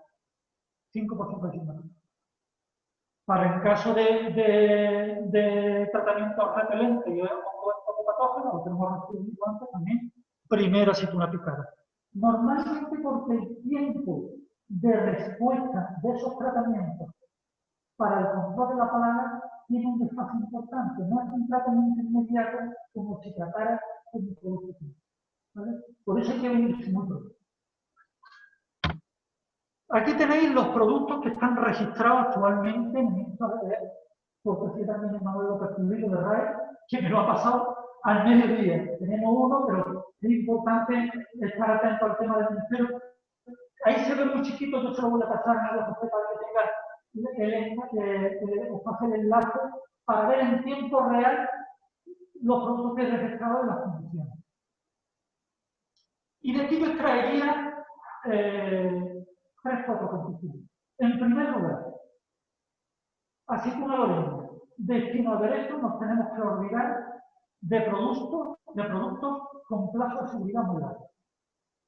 Bueno, pues la primero de campaña, si nos podríamos ir a un producto, digamos, con un gran impacto y plazo de seguridad muy largo, pero en los tratamientos nos tenemos que ir a plazos de 7 días o 7 días.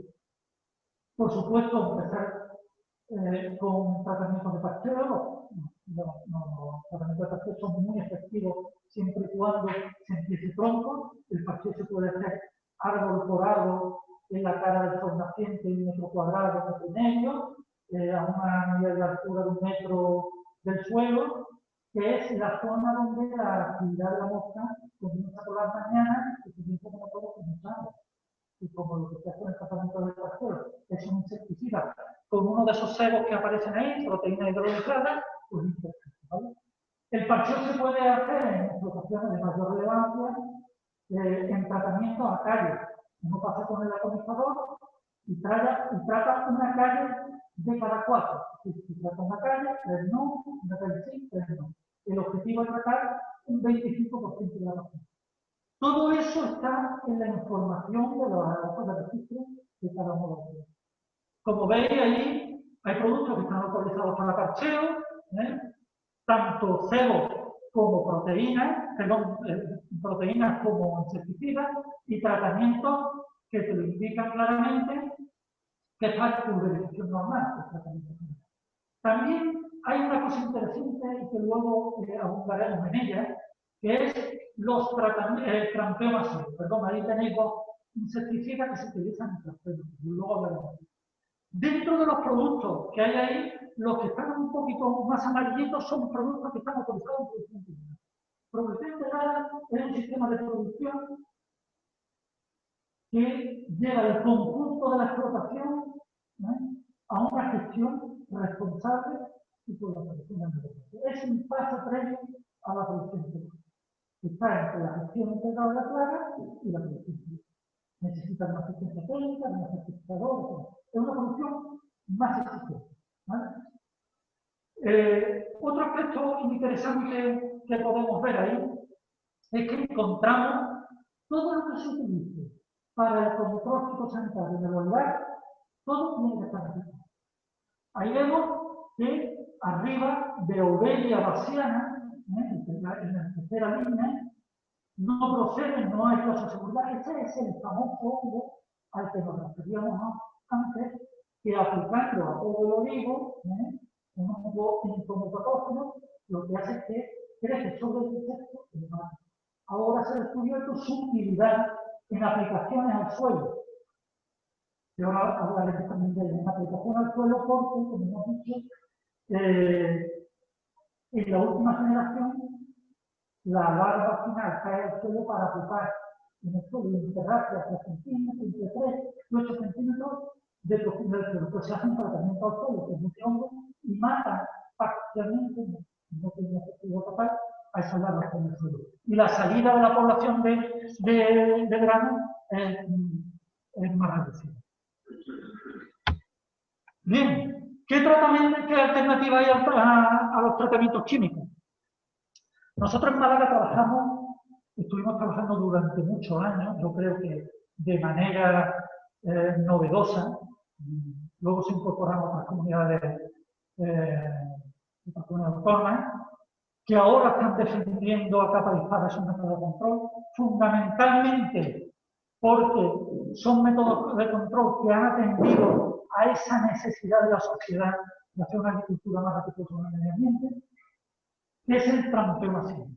Habéis visto que colocando lo que habéis dicho que así con más frecuencia por son las trampas copolites, unas botellitas de agua con un agujerito que tiene el líquido dentro.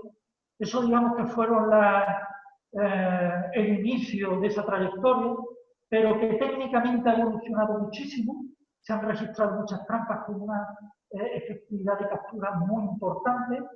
Se han desarrollado atrayentes alimenticios, feromonas, incluso insecticidas que se meten dentro de las plantas y que pueden controlar a la mosca. En momentos de elevada presión no controlan. Nosotros estuvimos aquí haciendo trabajo, creo que fue en Tolox o en Casarbonela, ya no me acuerdo, eso fue el año 2005, y por lo menos los tratamientos iniciales necesarios los llevaban, digamos, los controlados. Cuando pasábamos ya a presiones de mosca en esa curva disparada hacia arriba, ya tendríamos que recurrir a tratamientos químicos. Pero nos ahorrábamos, pues bueno, se ahorraba el consumidor y se ahorraba el agricultor, el consumidor, en recibir un producto tratado con un número de tratamientos y el agricultor pues equilibraba un poco su rendimiento. Hoy hemos puesto ahí, no voy a entrar en los tipos de tránsito masivo, tanto hay atracción y muerte, hay captura, no vamos a entrar en eso. Pero hay documentación, si un día queréis, solo sobre ese tema podemos hablar un día entero. La suelta de machos estériles, ya he comentado antes que se está trabajando en ella en Esperací, en la mosca de la fruta, la que ataca a la naranja, etc. Eso está muy desarrollado porque es una mosca que es fácilmente cultiva. Se cría en cautividad, con radiación se esterilizan los machos, se sueltan los machos, esos machos compiten con los machos con capacidad de fecundar a la hembra y reducen la fecundación femenina. Ese es el sistema. Aquí se está trabajando en ello, pero está todo en eso. Y por último, no quiero dejar atrás el control biológico, a pesar de que ya hemos dicho la dificultad que tienen los enemigos de la mosca, las avispas, en controlarlo. Nosotros pusimos mucha esperanza en el control, que al final creo que ha sido, hombre, no ha sido una guerra perdida, pero porque aprendimos mucho, pero nos dimos cuenta de que el lado biológico del control biológico tenía que ir por otra derrota. Y no se olvide lo que lo vaya a leer ahí, la Prodaxiptera landesiana. Eso es un díptero, es un mosquito al que antes me he referido, es un mosquito muy pequeñito, que tiene una virtud y tiene pues, su lado negativo también. La virtud es que come huevos de mosca, pero el lado negativo es que el que difunde, y ya se ha demostrado, que lo han intentado en España en 2006, estaba en el aire, pero en Italia lo han demostrado, es el vector del hongo que produce el hongo, ¿vale? Y que aquí hay para pagar. Luego haremos un apartado ya final aparte por la agricultura. Medidas de prevención cultural, el adelantamiento de la cosecha. Mientras más pronto quitemos aceituna en medio, dos ventajas: menos aceituna expuesta y menos aceituna con mosca que va a picar, de la que va a salir mosca para picar la aceituna. El olivar hay que dejarlo limpio. Limpio. Hemos demostrado, aquí en Málaga se demostró, cómo puede vivir, cómo puede cerrar el ciclo la mosca y la aceituna que hay en el suelo y volverla a picar, conectando con la si las condiciones ambientales son buenas, contando con la población de verano. Aquí hay una parte, voy a dejarla para el final, la regulación de los ríos de verano, ya sabéis qué vamos a decir. Esto que veo me corto, ¿envuelvo la aceituna o le echo agua? O no le echo agua. Eso es una cosa que hay que asumir. Por supuesto, controlar el nitrógeno, porque la fruta, la aceituna, mientras más turgente, más receptiva a la mosca, está demostrado. Y por último, los laboreos de los ruedos finales de invierno. Bien, eso va a encontrar la comparación que hemos tenido antes con el competidor. Lo que sí se ha demostrado es que el no laboreo favorece la salida de mosca en la generación de verano, porque no hay impacto sobre esas pupas que hay en el suelo, ¿vale? Si nosotros al final de la cosecha, una vez retirada toda la aceituna, labramos por lo menos los ruedos, que es donde ha caído la pupa, la mortandad de esas pupas se incrementa notablemente. Esas pupas son además depredadas por arácnidos y hormigas fundamentalmente. Arácnidos, hormigas y pájaros son las que las depredan. Tienen un efecto importante. Y al arar, muchas de ellas se ponen a disposición de pájaros. Eso está demostrado. En cualquier caso, labrar la tierra tiene que ser siempre una opción prudente ante el riesgo de erosión y muchos otros riesgos y compromisos ambientales que el agricultor tiene con la administración, con la sociedad. Y ya para terminar, voy a hablar del escudete. Aquí tenéis algunas imágenes de escudete en aceituna manzanilla, en detalle, bueno, esto es hojiblanca, no sé si creo que es manzanilla. Allí tenéis el típico síndrome del escudete, que es una depresión marrón sobre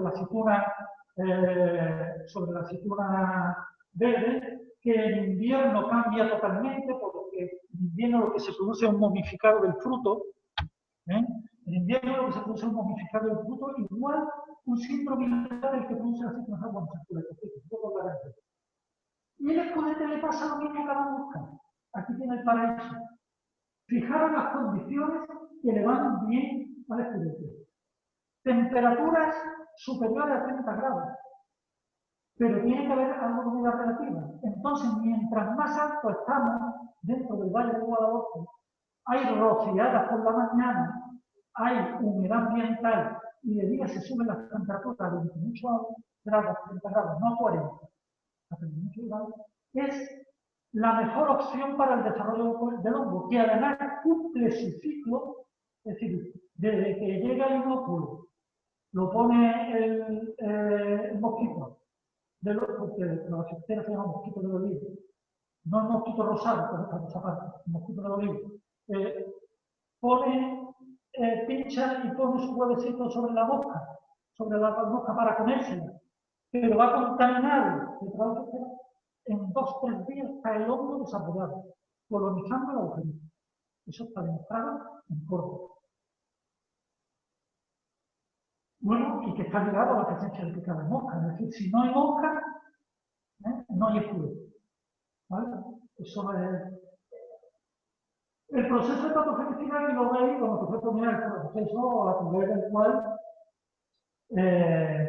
se manifiestan los daños. Son distintos en verano y otoño, que son fundamentalmente la mancha necrótica, la que me había referido antes, el redondelito que vemos en la aceituna, que en invierno lo que se produce es un momificado, con la humedad se produce un momificado total del fruto.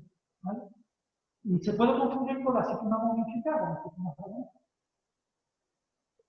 Bien, este hongo, el escudete Botrelphaeria dotidea, es una cosa muy curiosa, porque lo que había contado antes no se había estudiado mucho, porque era conocido desde hace mucho tiempo, pues lo único que se conocía era su fase asexual. Y no se había conocido la fase sexual del hombre. Eso es muy frecuente. Entonces estaba calificado en otra familia totalmente aparte. Y al aislar la familia, a la fase sexual del hombre, se dieron cuenta que es uno de los hongos que más está atacando a todas las plantas.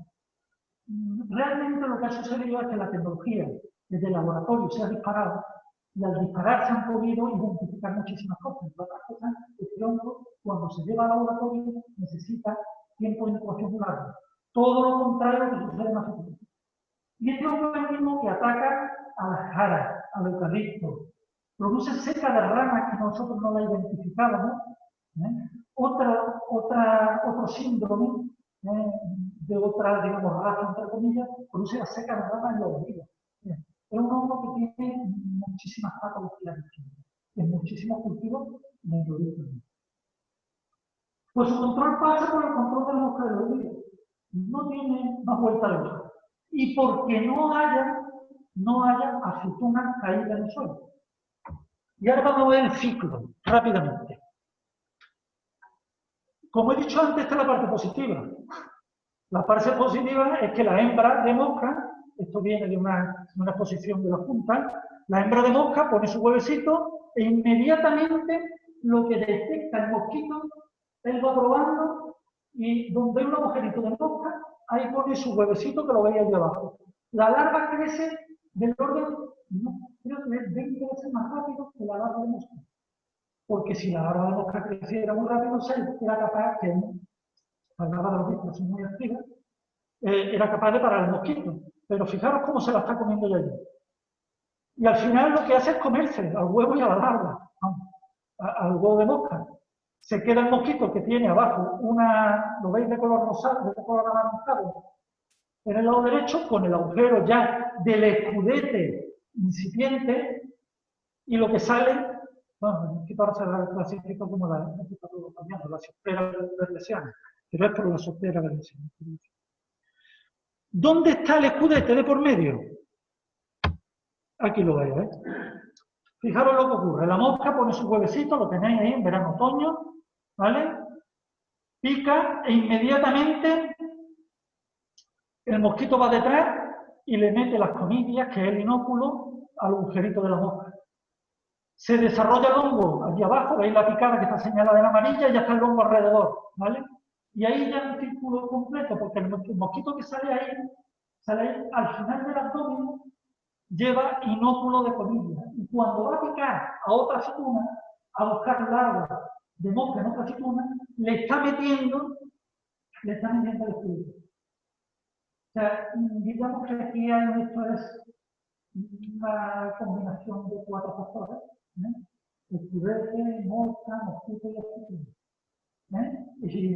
Y el que sale del certificado de agricultor. Y todo pasa, como veis, la clave está allá arriba. La clave está allá arriba. No la puedo más. Venga, tómate aquí conmigo. Gracias.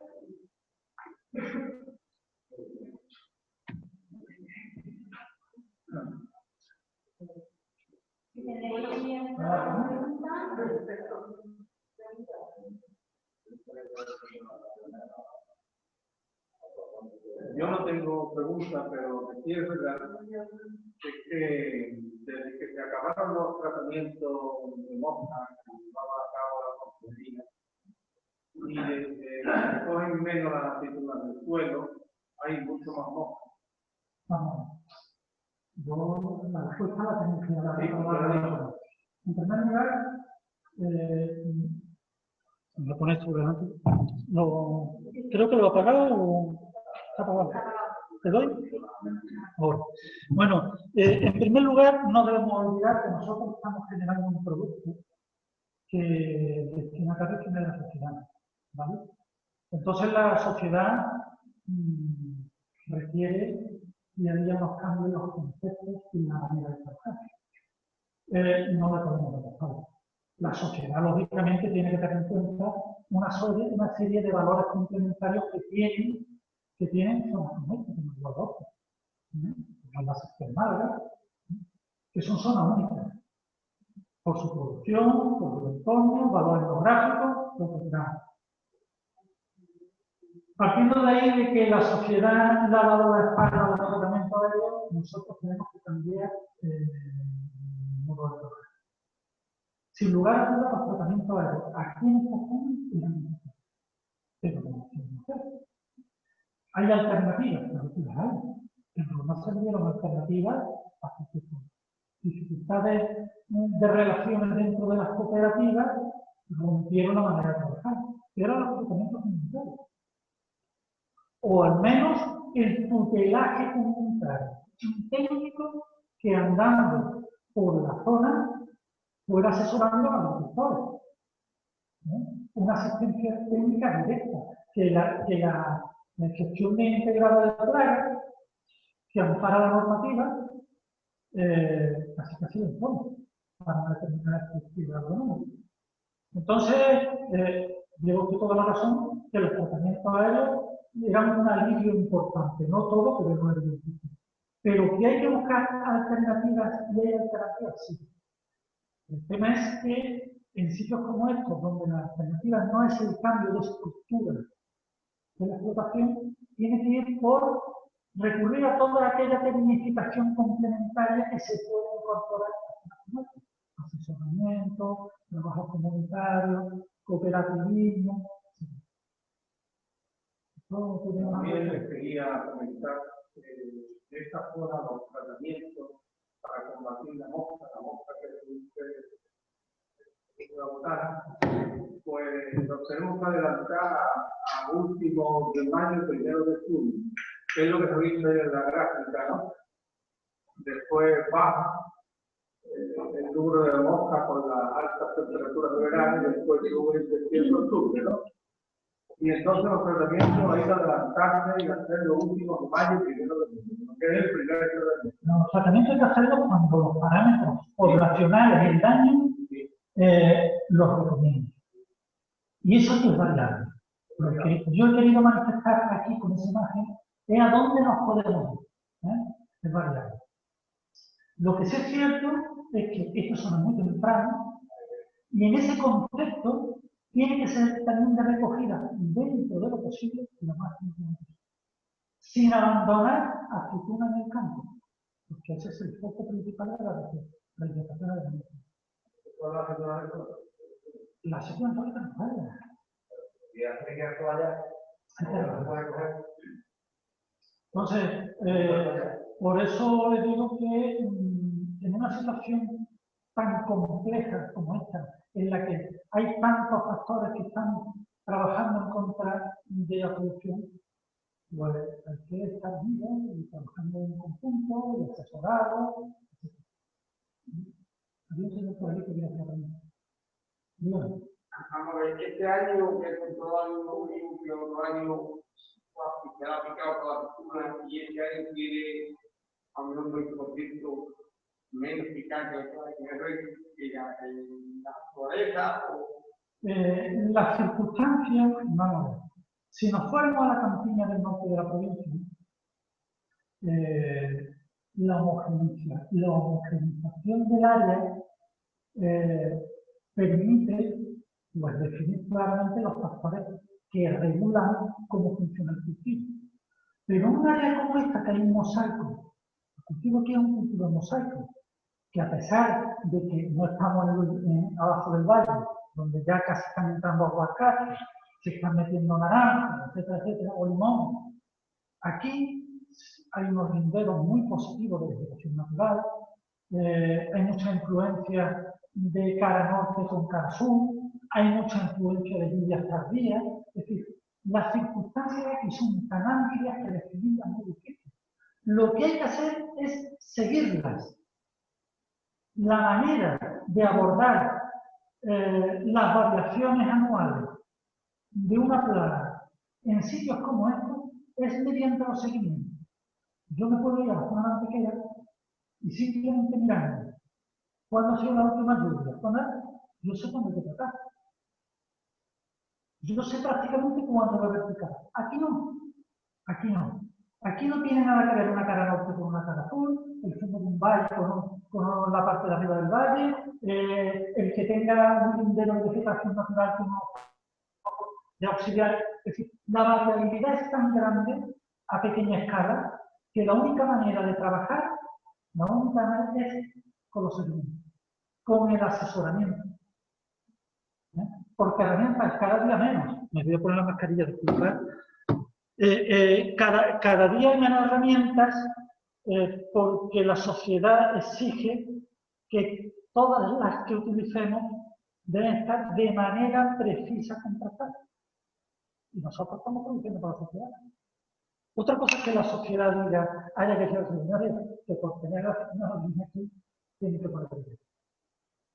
Eso es otra cosa. No, la lectura que está haciendo de cada hora en esta fecha, ¿producto votamos? ¿Producto de estudiantes? Sí. Sí. Lo que no sé si se nos va a caer. Tendría que verlo. Es que yo, Desde que la aceituna tiene hueso, bien formar la probabilidad de que se caiga es menos. Pero mientras esté verde, siempre hay probabilidad de que se caiga. ya que se caiga, pero que produzca estudiantes es lo que nos interesa, ¿no? ¿Ya? Es que hemos hecho Prueba, con científicos empíricos, conocimiento empírico. exactamente ya una parcela y allá donde la encontramos en estas fechas de julio, pues le hemos puesto estos indicadores, con ratito amarrado. ¿Han apretado el tapio de la fuente? ¿Se ha caído? No. Y después la hemos visitado los datos del mes de julio, agosto, y siguen el puntero del río de agua, pero sin votar. Por eso yo decía antes que la botana, para que aparezca botana según nuestras observaciones, Tiene que haber un es que tiene que estar una muy temprana. Cuando está el hueso que no es. Yo le puedo decir que sobre el escudete se podría montar una universidad. Hay 3 trabajos. Ahora me está olvidando un poquito en Grecia e Italia, pero tiene España 3 trabajos. ¿Por qué? Porque no se ha visto afectada ni la pecuaria, no se ha visto afectada ni la arbequina, no se ha visto afectada la oreja. Si se hubieran visto afectadas, se ha visto afectada la manzanilla de Sevilla, la rodada se ve afectada, pero como aquí no hay el valor, Nuestra escritura, la principal problema que tiene es precisamente esto del juguete. Es que si uno no invita al juguete, entonces ya no te tiene que gastar dinero en instalar. pero si el problema no es el juguete, el problema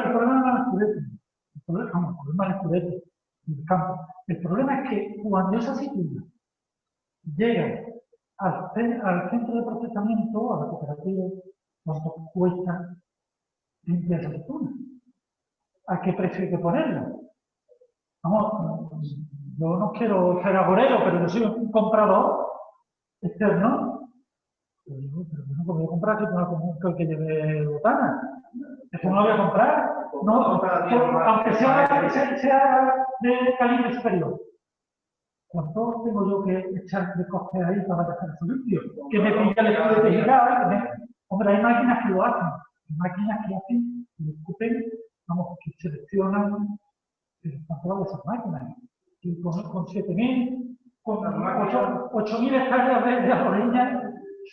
Las máquinas pues valen 100, 120 euros, la cooperativa este año pues publicar y se definen los parámetros y ya veremos a ver qué año el curso me lo vamos a llevar a Yo estoy una cooperativa que selecciona así la aceituna.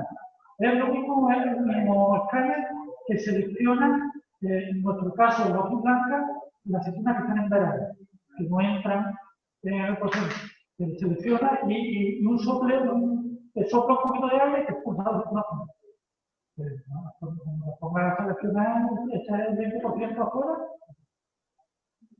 con las producciones que hay aquí. Pues sí, eso es lo que más nos preocupa, el juguete. Pues pasa todo por el control de mosca, ya lo sabes. Y por no dejar que una del campo. Muy bien. Muchas gracias. Muchas gracias.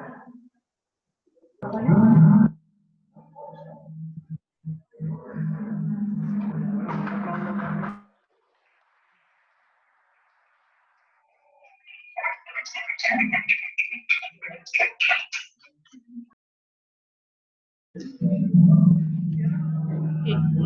Buenas tardes. Muchas gracias a todos los que habéis estado conectados vía online y ya desde aquí ya estamos cerrando también, así que muchísimas gracias y hasta el próximo año.